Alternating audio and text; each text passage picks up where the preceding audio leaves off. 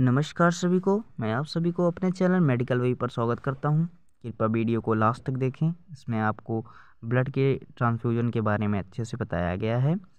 और वीडियो को लाइक करें, शेयर करें, सब्सक्राइब करें और बेल नोटिफिकेशन को ज़रूर ऑन रखें ताकि आपको मैं ऐसे ही वीडियोस को बनाकर देता रहूं और आप ज्ञानान्वित होते रहें, ज्ञान अर्जित करते रहें। चलिए आज की वीडियो को स्टार्ट करते हैं। हमारी वीडियो का जो मेन गोल होगा आज वो होगा कि हमने जो पिछली वीडियो में पढ़ा था उसको हम रिकैप करेंगे और ब्लड को एक आदमी से दूसरे आदमी में कैसे ट्रांसफ्यूज़ किया जाता है, एक पर्सन से दूसरे पर्सन में कैसे ट्रांसफ्यूज़ किया जाता है, उसकी कंडीशन क्या होनी चाहिए जिसके कारण उसमें कोई भी किसी भी प्रकार की डिस्टर्बेंस ना आए। इन सभी की परिस्थितियों के बारे में भी बताया गया है। चलिए हम स्टार्ट करते हैं रिकैप को। तो हमने पिछली वीडियो में आपको बताया था कि ब्लड ग्रुपिंग दो प्रकार की होती है, एबीओ ग्रुपिंग और आरएच ग्रुपिंग। एबीओ ग्रुपिंग का मतलब है कि हमारा ब्लड का जो बेसिकली 4 होता है, लेकिन ये जो चौथा वाला होता है वो एबी का ट्रांसफ्यूज होता है, मिक्स होता है।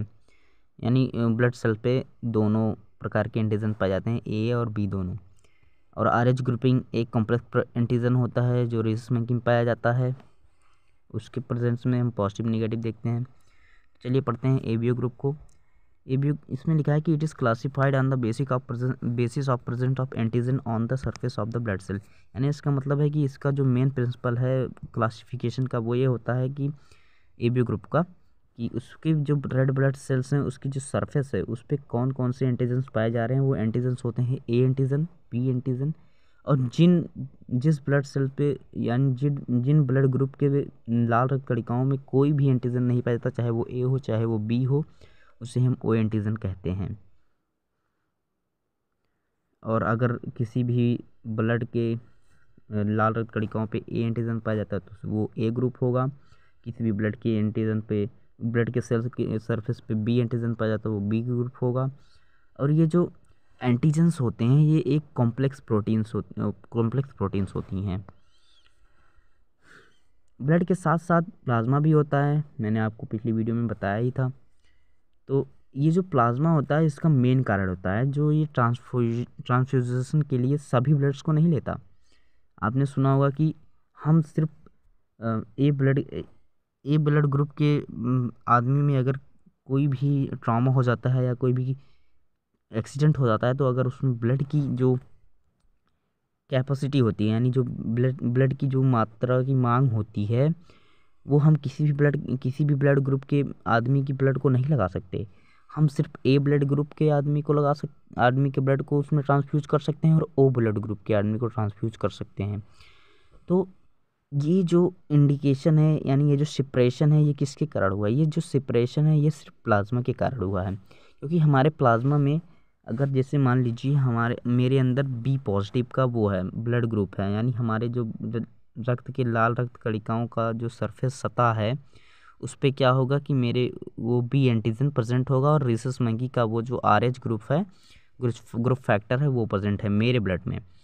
तो अगर मान लीजिए किसी भी कारण से मेरा ब्लड लॉस हो जाता है और मुझे ब्लड की ज़रूरत है तो ये जो बी पॉजिटिव का ब्लड ग्रुप है उसमें जो प्रेजेंट है प्लाज्मा, उस प्लाज्मा में क्या होगा कि ए एंटीजन हो, ए एंटीबॉडी होगी, एंटीजन नहीं होगा, ए एंटीबॉडी होगी। एंटीबॉडी को आपको पता है वो क्या करता है कि अगर कोई भी फॉरेन पार्टिकल्स आता है तो वो उसको किल करता है। तो उसके लिए ए एंटीजन का जो ब्लड ग्रुप होगा वो फॉरेन पार्टिकल हो जाएगा। और ये जो तो फिर मैं ए एंटीजन वाला ब्लड ग्रुप यानी ए ग्रुप का जो ब्लड है उसको मैं अपने अंदर नहीं ट्रांसफ्यूज करवा सकता। तो इसका अभी हम आपको बता रहे हैं कि जो ए ग्रुप का ब्लड होता है उसमें उसके प्लाज्मा में बी एंटीबॉडीज़ होती है। जो ओ ब्लड ग्रुप का ब्लड होगा उसके प्लाज्मा में ए बी एंटीबॉडी होती है। और जो ओ ग्रुप का ब्लड होता है इसके सेल सरफेस पे कोई भी एंटीबॉडी नहीं प्रेजेंट होती है, जिसके कारण ये सभी को दिया जा सकता है। किसी भी ब्लड डोनर, किसी भी ग्रुप के ब्लड के रेसिपिएंट को ये डोनेट किया जा सकता है। रेसिपिएंट मतलब जो लेने वाला होता है और डोनर मतलब जो देता है। और तो उसमें क्या होगा कि कोई भी एंटीबॉडी एंटीजन नहीं प्रेजेंट है, इसके कारण क्या होगा, जब कोई एंटीजन प्रेजेंट ही नहीं होगा तो कोई भी एंटीबॉडी इस पर कार्य नहीं करेगी, इसलिए ए को भी दिया जाएगा, बी को भी दिया जाएगा, ओ को भी दिया जाएगा और ए बी को भी दिया जाएगा। तो अभी हम डोनर कैपेबिलिटीज़ को देखते हैं। इसमें थोड़ा मिस प्रिंटिंग हुई है पहले वाली लाइन में कि ए एंड बी ग्रुप लिखा हुआ है, यहाँ पे रहेगा ए एंड ओ ग्रुप। तो मैं बताता हूँ कि A group blood can take blood from only A and B group of blood. यानी ए ग्रुप में क्या होता है, ए ग्रुप में बी एंटीजन होगा, यानी हम बी ग्रुप को नहीं दे सकते, बी ग्रुप इसमें ट्रांसफ्यूज नहीं करवा सकते। और ओ ग्रुप पे कोई भी एंटीजन प्रेजेंट नहीं होता, इसलिए उस पर कोई भी एंटीबॉडी कार्य नहीं करेगी। और तो इसलिए हम क्या करेंगे कि जो ए ब्लड ग्रुप का पेशेंट होगा, अगर उसका ब्लड लॉस होता है, उसमें ब्लड की मात्रा को बढ़ाने के लिए, यानी ब्लड की मात्रा को पूर्ति करने के लिए हमें जब ब्लड उसमें ट्रांसफ्यूज करना पड़ेगा, तो हमें यह ध्यान देना पड़ेगा कि उसमें जो ब्लड लगाया जा रहा है, उसके जो ट्रांसफ्यूज़न कैंप में है, तो उसमें जो ब्लड लगाया जा रहा है वो ए ब्लड ग्रुप का हो और ओ ब्लड ग्रुप का हो। इसके अलावा उसमें कोई भी ब्लड ग्रुप का ब्लड नहीं दिया जा सकता है। और B group blood have recipient capability to take blood from B group and O group. उसी प्रकार जैसे आपको मैंने ऊपर बताया, उसी प्रकार बी में भी हम सिर्फ बी ब्लड ग्रुप के ब्लड को ट्रांसफ्यूज कर सकते हैं और ओ ब्लड ग्रुप को। अब क्या होगा कि अब देखिए हम ए ब्लड ग्रुप क्यों नहीं इसमें छोड़ पा रहे हैं, नहीं ट्रांसफ्यूज कर पा रहे हैं, क्योंकि ये जो बी ब्लड ग्रुप का होता है, इसमें एंटीजन जो प्रेजेंट होता है वो बी एंटीजन होता है, और उसके प्लाज्मा में जो एंटीबॉडीज़ प्रेजेंट होती हैं वो एंटीबॉडीज़ होती हैं ए। यानी हम उसमें ए ब्लड ग्रुप को नहीं ट्रांसफ्यूज कर सकते हैं, सिर्फ बी ब्लड ग्रुप को और ओ ब्लड ग्रुप को ट्रांसफ्यूज कर सकते हैं। A B group of blood can take blood from all the type of blood groups because it have no antibodies in the plasma में, इन द ब्लड प्लाज्मा। ये जो A B blood group होता है, A B blood group क्या होता है कि वो ऐसा ब्लड ग्रुप होता है कि जो उस ब्लड की जो लाल रक्त कणिकाओं का जो सरफेस होता है उस पर ए एंटीजन और बी एंटीजन दोनों प्रेजेंट होता है।